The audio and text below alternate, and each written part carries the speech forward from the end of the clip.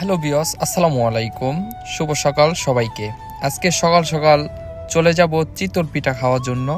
তো আমি একা যাব না, সাথে যাবে আমার বন্ধু। তো গাড়িটা এখন স্টার্ট করে 10 মিনিটের জন্য রেখে দিব।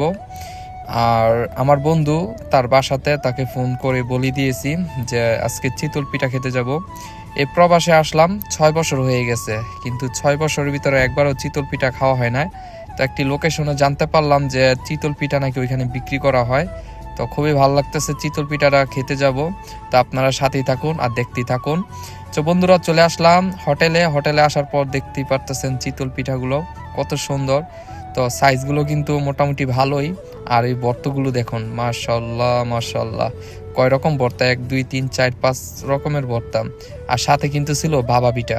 দেখুন বাবা পিঠাটা কিন্তু খুবই সুন্দর, একদম লাভ আকৃতিতে। সবাই ভিডিওটা শেয়ার করে দিবেন।